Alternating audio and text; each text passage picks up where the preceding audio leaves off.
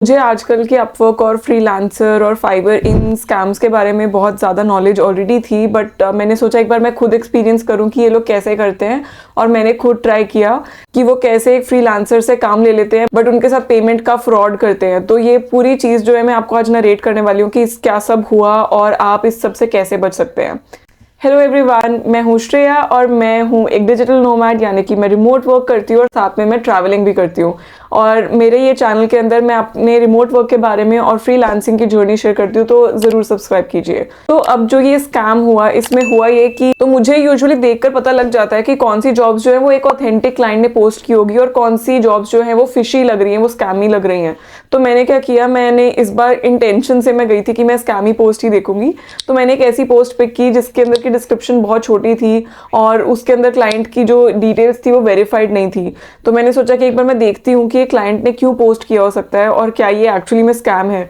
तो फिर जब मैंने वो डिस्क्रिप्शन खोली, इट वाज वेरी शॉर्ट, उसमें कुछ बोलने को था नहीं। तो मैंने अपनी प्रोफाइल के बारे में उनको बताया और बोला कि I am ready for work.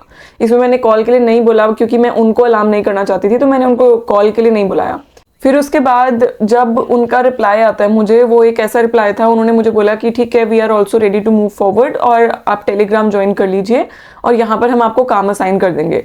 अब वो जो है वो मैंने जान के जो है अपनी प्रोफाइल, न्यू प्रोफाइल बनाई थी ताकि मेरी भी हिस्ट्री ना दिखे, उनको ये ना पता लग जाए कि मुझे ऑलरेडी फ्रीलांसिंग आती है और मैं ऑलरेडी फ्रीलांसर पर अच्छे से काम कर चुकी हूँ। तो इसलिए मैंने भी अपनी एक न्यू आईडी से अप्लाई किया था। तो उन्हें ये लगा कि मैं बिगिनर हूँ और मुझसे भी गलती हो जाएगी, इसलिए उन्होंने टेलीग्राम पर जब मैंने उनके साथ डिस्कशन स्टार्ट की तो उन्होंने मुझे काम देना शुरू कर दिया। उसके बाद मैंने ऑफ कोर्स मैंने एक्चुअली में काम नहीं किया, मैंने चैट जीपीटी से सारा जो है राइटअप लिख कर दे दिया था उनको, जो कि उन्होंने काम बोला था। और फिर उसके बाद मैंने उनसे पूछा कि पेमेंट अब कैसे करेंगे आप, फ्रीलांसर पर मुझे पेमेंट जो है वो अकाउंट में आएगी या कैसे आएगी।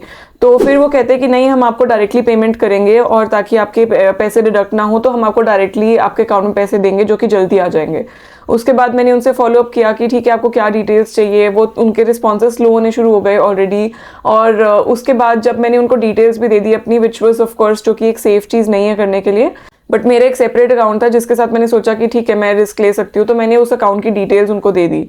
उसके बाद उन्होंने मुझे एक पीडीएफ भेजा जो कि एक तरीके से पेमेंट प्रूफ की तरह था उनकी तरफ से, और मैंने ये देखा कि वो ऑथेंटिक मुझे बिल्कुल नहीं लग रहा था, क्योंकि जो यूजुअली ऐसे पीडीएफ होते हैं उसमें अच्छे से बैंक का नाम ऊपर होता है और नीचे पूरी डिस्क्रिप्शन होती है और डिटेल्स होती हैं।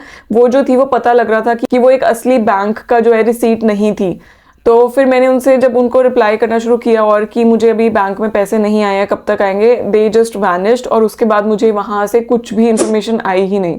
तो ये थी पूरी स्टोरी। और मुझे लगता है कि वो वहाँ से वापस नहीं आने वाले हैं, बट उन्होंने अपना काम निकलवा लिया और अब वो कोई और न्यू अकाउंट बनाकर किसी और को भी इस तरीके से उनके साथ भी फ्रॉड कर सकते हैं। तो इसलिए आपने ये ध्यान रखना है, पूरी चीज़ से, पूरी सिचुएशन से सीख ये मिलती है कि उस प्लेटफॉर्म के अंदर ही आप अपनी सारी कम्युनिकेशन क्लाइंट के साथ रखिए। पहली चीज़ तो ये है। सेकंड चीज़ ये है कि आपको जो है क्लाइंट के साथ ऑलरेडी पेमेंट के बारे में डिस्कशन प्रोजेक्ट स्टार्ट करने से पहले करनी चाहिए, बाद में नहीं करनी चाहिए। क्योंकि अगर आप उसको पहले डिस्कस नहीं करोगे, वो आपसे काम निकलवाएंगे और आपको लालच में डाल देंगे कि वो आपको पैसे देंगे। तो वो वाली चीज़ जो है वो बिगिनर्स बहुत जल्दी मिस्टेक कर लेते हैं। ये चीज़ का आपको ध्यान रखना चाहिए।